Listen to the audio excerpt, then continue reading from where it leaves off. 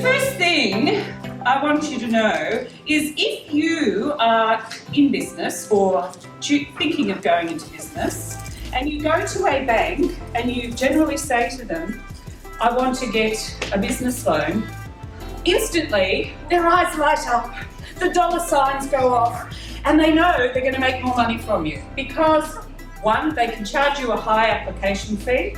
Generally, how much is an application fee on a residential mortgage? Nowadays, it's pretty well, it's included, nothing, right?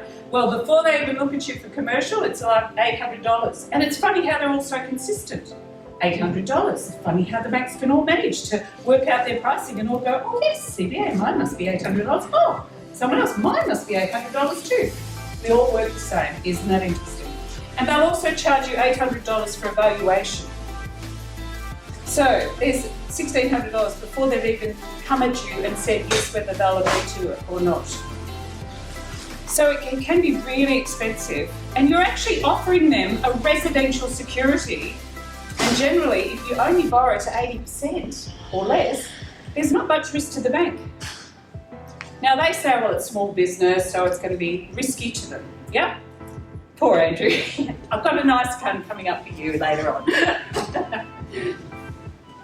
So I want you to be aware that maybe you should consider always borrowing when you're PAYG or with financials against a residential property. And then you can say, and some banks will allow you to just have cash out up to $250,000 without question. You just have to save for future investment. So what I'm doing is I'm borrowing against my home and I'm going to invest somewhere. And where I'm going to invest, I'm going to invest in my company. But I don't have to tell them that. Yeah? So it's quite legitimate.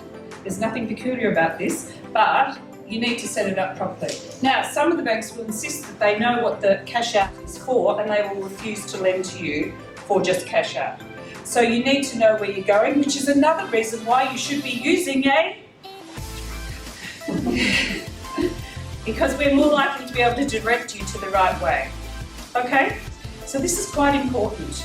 And I always like to see that people borrow fully, preferably while they're PAYG, across all their securities, get as much cash out as you can before we need to go into business. But inevitably someone will go, look, Louise, great news, I've just resigned and I've started my new business a month ago. Now, about that loan, now I've got time to get it. I go, what a shame. Now we can't lend you because you haven't got financials. So there's lots of issues around that, but I'll talk to you about that a bit further. Okay, oh yes, so over $250,000, you might need an accountant's letter or a letter from a financial planner stating what the funds are for. And if they're obliging, they might put for future investment wherever. So hopefully that would help. Yeah? Each time you apply for loan, there's going to be a hit on your credit file.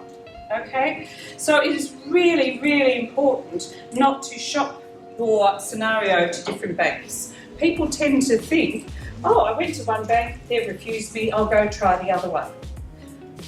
Nothing could be worse for you because now the bank can see that you failed at one, you failed at another, and oh, now you're at NAB, and they go, well, look, I can see each time you've had a hit on your file, and they've given some excuse for wherever it's been. But if you had it checked properly in the first place, like I was saying to a client, we don't submit until we know where it's going to be well regarded. I'll shop a scenario, but no one will know that you're the one going for the loan. So might look at the financials, but they will not know your name. So they'll know the story, but they will not know your name. And that's really important, so they can't check your credit file. Okay? I'll talk more about credit files a bit later on. One thing I have found from experience also as time goes on in business, some years you will have, and generally often people go in to become a consultant. Often happens, they've been in corporate life, they've had enough, and they move out and they go, I'm becoming a consultant. And that first year is a cracker, right? And they do really, really well. And Even better, they haven't paid tax the whole way along. They haven't had to. It's all been really great, hasn't it? They're just a little bit of bass, but they didn't worry about tax. And here they've had all this money for the first time, and it's great. And then they did their tax return, but that's all right. You still don't have to pay until the following March or May even. So that's a year almost after. And what happens then? Oh my God, they have no cash coming in and they cannot pay that huge tax bill. And that can happen. And that can be the demise of small business very early on. So they'll have one really fabulous year, the next year not so good. This is why I suggest sometimes it's prudent to keep your business banking separate from your personal lending. So if you're lending for your home at one bank and you have equity available, the financials you had, don't listen you guys, the financials you had from the previous year, so that say we were doing this now and we're having a little cash flow crisis this couple of months and we're thinking, well, we know it's coming good, we've got some big orders coming in maybe December or Jan, but nothing at the moment. We just need something to tide us over. If I've got great financials from 2015, so end of June 2015 and 2014, 2015, I can submit them to the bank and they can lend to you on that. And they don't have to see what your actual trading account is looking like. Is that clear? Now the banks don't like it because they like to have everything in one bank, don't they, Andrew? Go on, speak. I mean, on that front, the answer is you probably won't get approved without up-to-date, at least trading accounts. So one sneaky trick. You don't need trading accounts. But one sneaky way you can get away with that, I should be telling you guys. Yeah, good. We love this conversation. Is that management? So right now, most banks will take management financials. Management financials you can pretty much make them up as you go along, and they will change so much from the ones that you actually submit to the ATO. So your management accounts will usually show a lot better position than what the tax return will. So you can use your management financials now, which will show a really good position usually.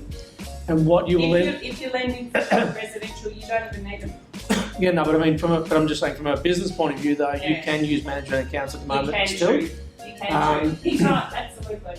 And that's one way of getting around that. That's one way of getting around that trap. And I guess another one is, depending on how good a relationship you have with your bank, if you've got orders in place, I was going to say, yeah. I mean, and again, I spent 15 years in commercial banking, and it's good he's here. But I mean, like, if you've got a good customer that's banked with you for 5-10 years, and you understand, and more to the point, you trust them.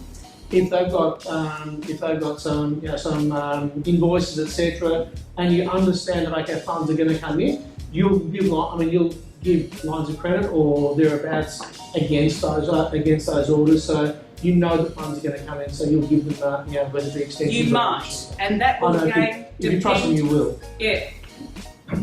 It will again, if you sometimes though at the mercy of credit policy in a bank.